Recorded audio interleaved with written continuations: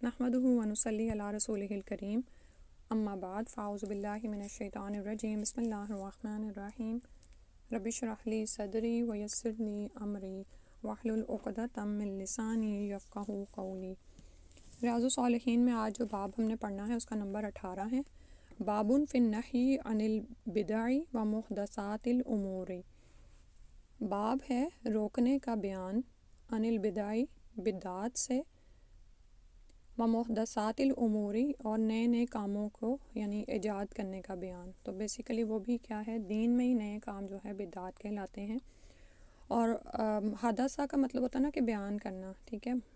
حدیث کو بھی جو بات نبی صلی اللہ علیہ وسلم سے بیان ہوئی اس کو کہتے ہیں۔ تو محدثاتی بیان ہوئی بھی الامور احکامات میں، یعنی ایسی نئی نئی باتیں نکالی گئیں جو کہ دین کے احکامات میں سے نہیں ہیں۔ اس میں وہ جس طرح آپ کو بتایا ہے پہلے وہ قرآن کی آیت لاتے ہیں۔ ارشاد باری تعالیٰ ہے، قال اللہ تعالیٰ، اللہ سبحانہ تعالیٰ نے فرمایا، فماذا بعد الحق الا الضلال، سورہ یونس کی آیت نمبر 32 ہے کہ نہیں ہے حق کے بعد مگر گمراہی، یعنی حق جب پورا اتر چکا اور آ گیا تو اس کے بعد باقی جو باتیں ہیں وہ گمراہی ہی ہے۔ وقال تعالیٰ، اور اللہ سبحانہ تعالیٰ نے فرمایا، ما فرطنا فی الکتاب من شیء، سورہ الانعام کی آیت 38 ہے کہ ہم نے کتاب میں کسی چیز میں کوتاہی سے کام نہیں لیا، ما فرطنا کمی نہیں کی، ٹھیک ہے۔ اور یہ باب میں سے ہے، را پر شدہ آ رہا ہے، تو عربی میں کیا ہے کہ ایک ہی الفاظ جو ہے جب اس میں باب میں جاتا ہے تو وہ متضاد معنی دے دیتا ہے۔ فرطا ایک تو مطلب ہوتا ہے نا کہ آگے بڑھ جانا، لیکن ایک اس کا یہ مطلب کہ اس میں کمی نہیں ہے کوئی بھی۔ اور کتاب یعنی قرآن میں کسی چیز کے بیان میں، من شیء سب چیزوں کو تو بیان کر دیا گیا، مطلب یہ کہ اب اس میں اضافوں کی کیا ضرورت ہے، ٹھیک ہے۔ جیسے آج بھی لوگ اس طرح کی کوششیں کرتے ہیں کہ جی آج کے دور میں زکوٰۃ کے احکامات نافذ نہیں ہو سکتے، روزوں کے نہیں ہو سکتے نعوذ باللہ، یا ایون نمازوں کا لوگ کہتے ہیں کہ 5 نہیں پڑھی جا سکتی، یا حج عمرے کے بارے میں کہ اپنے علاقوں میں حج عمرے کر لو۔ تو اللہ تعالیٰ نے فرمایا کہ کھول کھول کے تو بیان کر دیا کتاب میں ہر ایک چیز کو، اور اس میں کوتاہی سے کام نہیں لیا گیا۔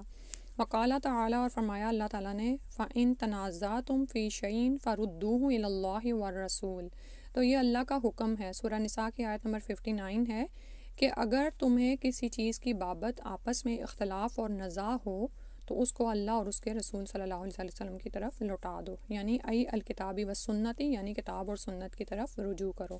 وقال تعالیٰ، اور اللہ تعالیٰ نے فرمایا، وَأَنَّ هَٰذَا صِرَاطِي مُسْتَقِيمًا فَاتَّبِعُوهُ، اور یہ ہے میرا سیدھا راستہ پس تم اسی کی پیروی کرو، وَلَا تَتَّبِعُوا السُّبُلَ فَتَفَرَّقَ بِكُمْ عَن سَبِيلِهِ، اور دوسرے راستوں کی پیروی مت کرو ورنہ وہ تمہیں اس سیدھے راستے سے جدا کر دیں گے، ٹھیک ہے۔ تو راستے تو بہت زیادہ ہیں، اور پھر یہ کہ جب راستہ کوئی دکھاتا ہے نا تو اس کی لاجکس بھی بڑی دیتا ہے، بڑے دلائل دیتا ہے، لیکن اللہ تعالیٰ نے فرما دیا، اَنَّ هَٰذَا صِرَاطِي مُسْتَقِيمًا، یہ میرا سیدھا راستہ ہے بس اسی کی پیروی کرو، وَلَا تَتَّبِعُوا السُّبُلَ، دوسرے راستوں کی پیروی نہ کرو، فَتَفَرَّقَ بِكُمْ عَن سَبِيلِهِ، تو وہ تمہیں اس یعنی اللہ کے سیدھے راستے سے جدا کر دیں گے، ٹھیک ہے۔ اور اس بات کو تو اپنے پلے باندھ لیں کہ یہی چیز ہے جو ہمیں استقامت دینے والی ہے۔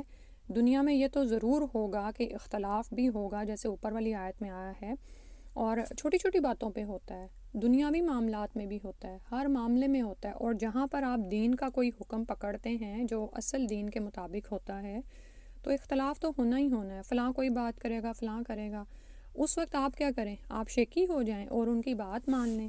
نہیں، اللہ تعالیٰ کہہ رہے ہیں کہ دوسرے راستوں کی پیروی مت کرو، جب تمہارا شرع صدر ہو گیا، حق تمہارے پاس آ گیا تو اب صبر کرو، لوگوں کی باتوں کو سنو، برداشت کرو، حکمت کے ساتھ ان کے ساتھ معاملہ کرو، لیکن اپنی راہ کھوٹی نہ کرو۔ پھر فرمایا، اور یہ جو ابھی میں نے پڑھی ہے سورہ الانعام کی آیت نمبر 153 تھی، پھر فرمایا ہے سورہ آل عمران کی آیت نمبر 31 ہے، وقال تعالیٰ، اور فرمایا اللہ نے، قل ان کنتم تحبون اللہ فاتبعونی یحببکم اللہ ویغفر لکم ذنوبکم، اے پیغمبر صلی اللہ علیہ وآلہ وسلم کہہ دیجئے اگر تم اللہ سے محبت کرتے ہو تو میری پیروی کرو، اللہ تعالیٰ تمہیں اپنا محبوب بنا لے گا اور تمہارے گناہ معاف فرما دے گا۔ سبحان اللہ۔ آپ یہ دیکھیں کہ ہم اللہ سے محبت کا دعویٰ کرتے ہیں اور ہم اللہ کی محبت مانگتے ہیں، اللہم انی اسألک الحبک وحب من یحبک، لیکن اس کا طریقہ کیا ہے اللہ کی محبت پانے کا، اور اللہ سے اپنی محبت کے اظہار کا، یہ نہیں کہ آپ کہتے رہو کہ مجھے اللہ سے محبت ہے یا رسول سے محبت ہے یا اس میں بدعات میں اور آگے سے آگے بڑھ جاؤ، بلکہ فرمایا میری پیروی کرو. یعنی نبی صلی اللہ علیہ وسلم کی پیروی کس بات کا ثبوت ہے کہ انسان اللہ سے محبت کرتا ہے.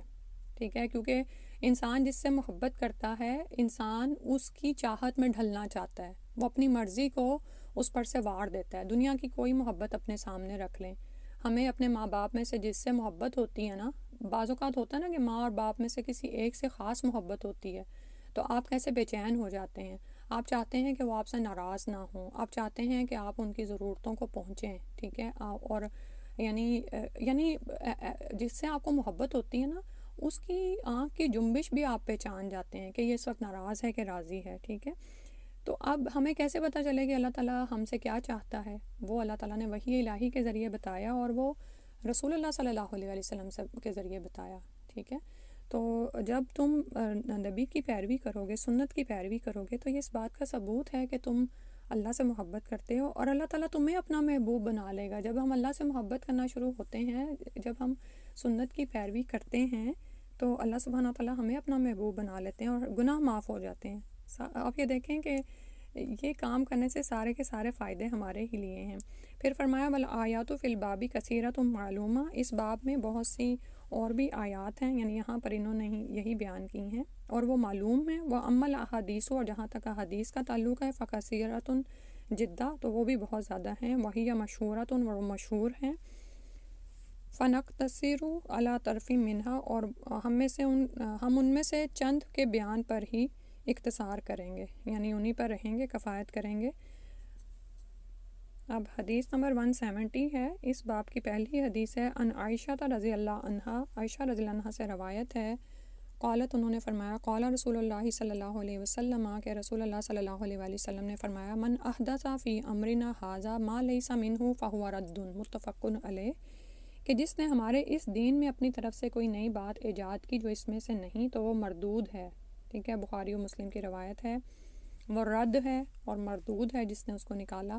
وفی روایت لمسلم، اور مسلم کی ایک روایت میں ہے، من عمل عملا لیس علیہ امرنا فہو رد، کہ جس نے کوئی ایسا کام کیا جس کے بابت ہمارا حکم نہیں ہے تو وہ مردود ہے. ٹھیک ہے، اور صحیح بخاری اور صحیح مسلم سے انہوں نے احادیث لا کر اس کو بیان کیا ہے. اور اس میں ایک نہایت، یعنی ان احادیث کے ذریعے اور اوپر جو آیات ہم نے پڑھی ہیں، ایک نہایت اہم ضابطہ اور قاعدہ بیان کر دیا گیا ہے. اور لیکن آج حالت یہ ہے کہ مسلمانوں نے اس کو کوئی اہمیت نہیں دی، یعنی ان باتوں کو اتنا اہم نہیں گردانا. تو ہمارے ہاں یہ حال ہے کہ بدعات عام ہیں، اور اصل دین ہی، بعض اوقات تو کیا ہوتا ہے کہ اصل دین ہی ان بدعات کو سمجھ لیا جاتا ہے. تو پھر جب لوگوں کو اصل دین بتایا جاتا ہے تو مخالفتیں تو آتی ہیں، رکاوٹیں کھڑی ہو جاتی ہیں. ٹھیک ہے، یہ تو ہوگا، دو گروہ تو بنیں گے، ایک طرف رہ جاتا ہے، دوسرا دوسری طرف رہ جاتا ہے، کیونکہ بدعات بتا کر شد و مت سے ان پر عمل کرایا جا رہا ہوتا ہے. ٹھیک ہے، تو اس کی وجہ بھی کیا ہے کہ اصل دین سے بے خبری ہے. رسول اللہ صلی اللہ علیہ وسلم کی احادیث کو اس طرح سے سامنے نہیں لایا گیا، اور پھر یہ کہ ان احکامات پر جو وعید آئی ہے، یعنی یہاں پر آ رہا فہو رد، وہ بھی بیان نہیں کی گئی. ٹھیک ہے، یعنی دین کی تعلیم کی طرح سے دی ہی نہیں گئی ہے، جس کی وجہ سے یہ صورتحال عام ہے. تو جو لوگ اس راہ پر کام کر رہے ہیں وہ پھر قربانی کے درجے پر کام کریں گے، اور انہیں یہ کرنا پڑے گا. ٹھیک ہے، کیونکہ زیادہ تر لوگ تو آپ جانتے ہیں کہ وہ اپنی دنیا میں پڑے ہوئے ہیں، دین ان کے پاس اتنا ہی ہے جتنا ان کو، یعنی کہ میں تو ٹک ٹاک ہی کہوں گی، جہاں سے بھی مل گیا انہوں نے لے لیا، اور اس کی ریسرچ انہوں نے نہیں کی کہ آخر یہ وظیفہ، یہ عمل درست بھی ہے یا نہیں، یا یہ حکم جو میں اپنے نماز کے بارے میں، اپنے زکوٰۃ روزے کے بارے میں لے رہی ہوں، اس کی کوئی دلیل بھی موجود ہے کہ نہیں. ٹھیک ہے، اور اسی طرح ہمارے جو خانگی معاملات ہیں، اللہ کے رسول صلی اللہ علیہ وسلم نے تو ہمارے لیے ہر بات میں ہمارے لیے رہنمائی کی، اور ان کی سنت میں ہمارے لیے مکمل نمونہ ہے، لیکن اس کی طرف جاتے ہی کم لوگ ہیں نا. ٹھیک ہے، مکمل طور پر تو قرآن و حدیث کو پڑھایا ہی نہیں جاتا. پہلے تو لوگوں کو جون سا ہے اپنے ہی وظائف اور اس پر لگا دیا جاتا ہے. اللہ سبحانہ تعالیٰ ہم پر رحم فرما دے. تو ہم میں سے جو بھی لوگ اس راہ پر نکلے ہیں وہ ضرور صحیح علم کو حاصل کریں اور اسی کو آگے انشاءاللہ پہنچائیں، کیونکہ آپ یہ دیکھیں کہ کسی شخص کو گناہ سے واپس بلانا آسان ہوتا ہے، لیکن اس کو بدعت سے باہر نکالنا مشکل ہوتا ہے، کیونکہ بدعت اس نے نیکی سمجھ کر اختیار کی ہوئی ہوتی ہے، ٹھیک ہے۔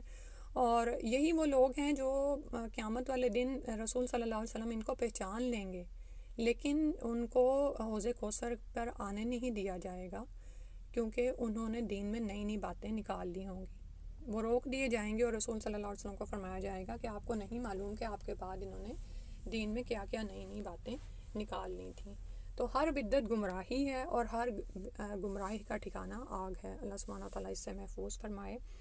اگلی جو حدیث ہے وہ 171 ہے اور اس سلسلے کی دوسری حدیث ہے۔ وان جابر رضی اللہ عنہ قال کان رسول اللہ صلی اللہ علیہ وسلم اذا خطب احمرت عیناہ وعلی صوتہ واشتد غضبہ حتی کأنہ منذر جیش یقول سبحکم ومساکم۔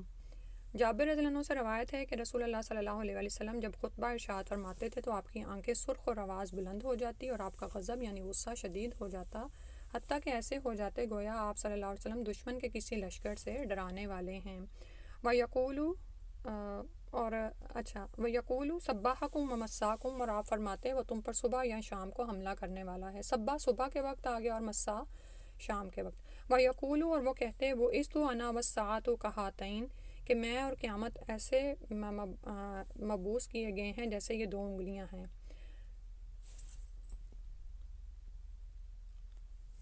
وَيَقِرْنُ بَيْنَ اصبعی، اور اپنی دونوں انگلیوں کو انہوں نے ملا لیتے، اور وہ کون سی ہیں؟ السبابتی والوسطی، انگشت شہادت اور درمیانی انگلی کو ملا لیتے۔ وَيَقُولُ، اور کہتے اما بعد، اس کے بعد فَإِنَّ خَيْرَ الْحَدِيثِ، بہترین بات جو ہے کتاب اللہ، اللہ کی کتاب ہے، وَخَيْرَ الْحَدِي حَدْيُ مُحَمَّدٍ صلی اللہ علیہ وسلم، اور بہترین ہدایت محمد صلی اللہ علیہ وآلہ وسلم کی ہے، شر الامور محدثاتها، اور بدترین امور جو نکالے گئے ہیں یعنی کہ نئی نئی باتیں، وکل بدعت، اور ہر بدعت ضلالۃ، ضلالت ہے، گمراہی ہے۔ ثم یقول، پھر کہتے انا اولی بکل مؤمن من نفسہ، میں ہر مومن سے اس کی جان سے زیادہ یعنی قریب ہوں۔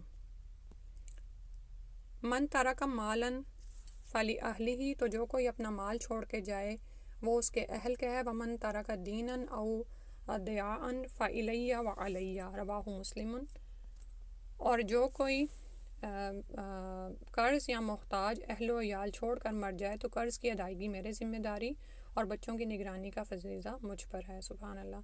اب آپ یہ دیکھیں کہ رسول صلی اللہ علیہ وسلم کی شفقت یہاں سے ظاہر ہو رہی ہے کہ ہر مومن پر اس کی جان سے بھی زیادہ حق رکھتے ہیں، لیکن جب وہ مر جائے گا تو اس کا مال رسول صلی اللہ علیہ وسلم کا نہیں ہے، بلکہ وہ اس کے ورثاء کے لیے ہے۔